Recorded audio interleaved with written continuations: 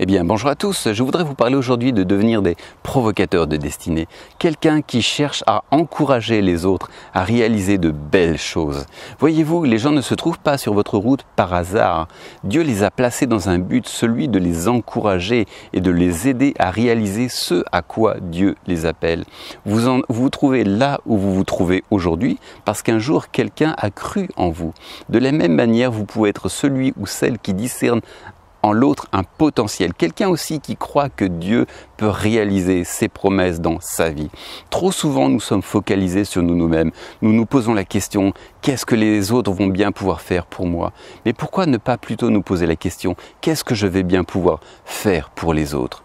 Dieu a placé en chaque individu des dons naturels ou des dons spirituels. Parfois aussi, les gens doit faire face à des addictions, à des dépendances, eh bien vous pouvez être cette personne qui encourage. Nous avons besoin de quelqu'un qui nous encourage, quelqu'un qui nous met au défi. Quelqu'un a besoin d'une force extérieure d'arrachement, un petit peu comme cette fusée qui a besoin d'être propulsée dans la stratosphère.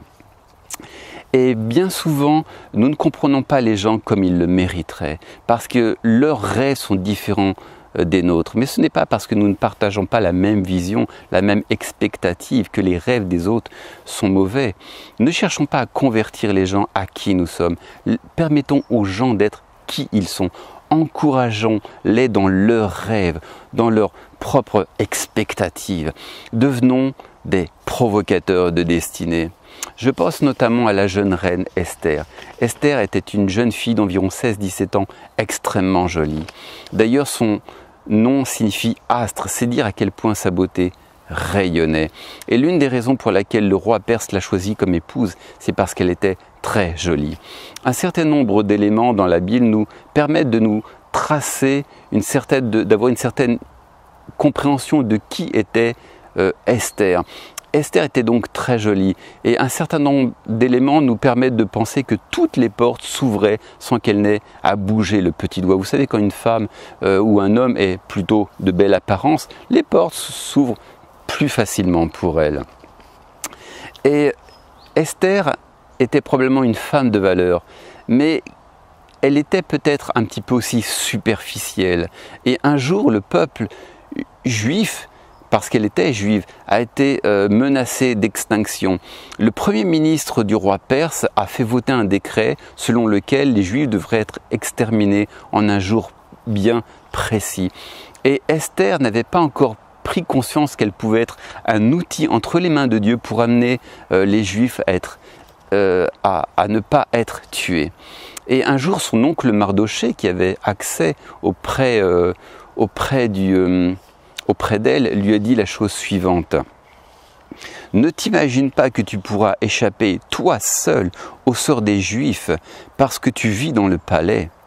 Si tu refuses d'intervenir dans les circonstances présentes, les Juifs recevront de l'aide d'ailleurs et ils seront sauvés. Toi, par contre, tu mourras et ce sera la fin de ta famille. Mais qui sait? Peut-être est-ce pour faire face à une situation que tu es devenue reine. Et Mardochée a su discerner le vrai potentiel et l'appel d'Esther dans cette situation. Il a su discerner en elle qu'elle était l'outil que Dieu avait peut-être utilisé pour permettre aux Juifs d'échapper à la mort. Parce que Esther occupait une position clé dans le royaume. Elle était l'épouse du roi, elle pouvait exercer son influence pour faire en sorte que les Juifs ne soient pas tués. Et alors, il y a eu un déclic dans la vie d'Esther. Elle a compris qu'elle était l'outil entre les mains de Dieu. Et alors, son tempérament de leader s'est levé. Elle a invité environ 1 million de Juifs à jeûner. Elle est allée voir le roi au risque de sa vie. Je ne vais pas rentrer dans une longue étude, mais pour faire court, résumons les choses ainsi. Le Premier ministre qui a fait voter cette mauvaise loi est mort. Mardochée, l'oncle d'Esther, est devenu Premier ministre, un riche ministre puissant et influent à la place de cet homme méchant.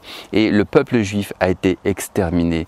Et voyez-vous, le point central de mon message, c'est que jusqu'à présent, Esther avait une mauvaise opinion d'elle-même. elle se considérait juste selon le regard que les gens portaient d'elle-même, à savoir un pot de fleurs. Esther déambulait dans les rues, dans les couloirs du palais en disant quel que sera, qu'est-ce que je suis belle, qu'est-ce que je suis belle. Et toutes les portes s'ouvraient devant elle. C'est quelqu'un qui ne connaissait pas son potentiel réel. Et qu'est-ce qui se passe? Il y a eu un Mardochée qui a su discerner en elle un potentiel. Mardochée a su voir dans son cœur, a su voir que dans cette circonstance, elle pouvait être un instrument puissant. Et ce que je veux te dire aujourd'hui, c'est que tu peux devenir cette source d'inspiration, tu peux devenir ce Mardochée qui voit dans les autres un potentiel, une capacité. Tu peux voir en l'autre quelqu'un qui peut devenir un outil puissant entre les mains de Dieu. Ne deviens pas les adversaires des gens, mais travaille pour eux, ne travaille pas contre eux, mais discerne, sache discerner en l'autre une capacité. Vois que Dieu peut réaliser de grandes choses pour eux et au travers d'eux. Il sommeille des Esther dans la vie et tu peux devenir ce Mardochée. Discerne en l'autre un potentiel, une capacité et mets-le au défi de réaliser de grandes et de belles choses. Et voyez aux gens à ce qu'ils peuvent devenir. Et voyez-vous, lorsque Jésus a choisi ses 12 disciples pour répandre, en fin de compte, l'évangile, il n'a pas choisi des gens parfaits. Jésus, pourtant, était entouré d'une belle bande de bras cassés. Pierre qui parlait, qui prenait des promesses, qui était incapable de tenir, quelqu'un qui était impulsif, quelqu'un qui retournait facilement sa veste. Je pense aussi à Pierre, à Jacques et Jean, dit les fils de Zébédée, les fils de tonnerre, tellement ils avaient un caractère impétueux. Un jour, ils voulurent maudire un village. Et bref, c'était vraiment une belle bande de bras cassés. Et pourtant, ce sont ces hommes imparfaits que Jésus a choisis pour toucher le monde entier. Jésus ne s'est pas dit « Oh là là, je vais aller chercher des gens mieux ». Non, non. Jésus n'a pas vu qui ils étaient, mais à ce qu'ils pouvaient devenir. Et ainsi, ne regarde pas les gens tels à leurs défauts. Ça ne veut pas dire que tu es aveugle, que tu ne vois pas les défauts, mais vois derrière, vois au-delà, vois ce qu'ils peuvent devenir et à ce que Dieu va faire dans leur vie. Et lorsque Jésus regarde un homme, il ne regarde pas à la loupe, au scanner pour essayer de discerner tout ce qui ne va pas. Et toi, tu peux être comme Jésus parce que tu es son disciple. Tel Jésus est, tel tu es appelé également à devenir. Et si vous ne voyez que le mauvais dans le cœur des gens, c'est ce qui va se manifester. Mais si vous voyez en eux le meilleur, c'est également ce qu'ils vont devenir. Un autre point, c'est de parler le langage des disciples. Selon une étude que j'ai vue, il existerait dans le monde 63 000 langues et dialectes. Mais savez-vous que le disciple possède son propre langage? Il a son propre vocabulaire. Ésaïe nous dit la chose suivante. « Le Seigneur m'a donné le langage des disciples pour que je sache soutenir par la parole celui qui est abattu. » Dieu a donné à Ésaïe le langage des disciples. Tu comprends que le disciple a sa propre manière de parler. Et ce langage, c'est quoi? De soutenir par la parole celui qui est abattu. Le langage du disciple, c'est quelqu'un qui encourage. Dès l'instant où tu es un chrétien, tu es quelqu'un qui, par nature, doit encourager. Tu dois booster la vie des gens. Et voici quelques années, lorsque je travaillais à la Poste, il y avait une jeune femme qui ne pouvait pas avoir d'enfant. Et je lui dis, tu sais Magali, que je suis chrétien, si tu veux, je peux prier pour toi et le Seigneur te permettra d'avoir des enfants. Alors je l'ai invitée chez moi, je lui ai montré des passages des Écritures et puis enfin je lui ai imposé les mains. Mais j'ai senti dans sa situation que la prière ne suffisait pas. Il fallait affermir sa foi. Et cette femme avait beaucoup de doutes quant à la volonté de Dieu de la rendre féconde. Alors pendant des jours, des semaines et des mois, je ne cessais de l'encourager. Et quand je la croisais, par exemple le matin, je lui disais « Alors comment vous allez tous les deux ?» Elle me disait « Mais de qui tu parles tous les deux? Je suis toute seule. » Mais non, l'enfant qui est dans ton sein. Elle me disait « Oh, laisse tomber. » Puis le lendemain, je revenais. Je lui dis « Alors, au fait, comment est-ce que tu vas appeler l'enfant ?»« Quel enfant ?»« Eh bien, celui à qui tu vas donner la vie. » Et chaque jour, comme ça, chaque fois que je la croisais, je plantais des paroles de foi.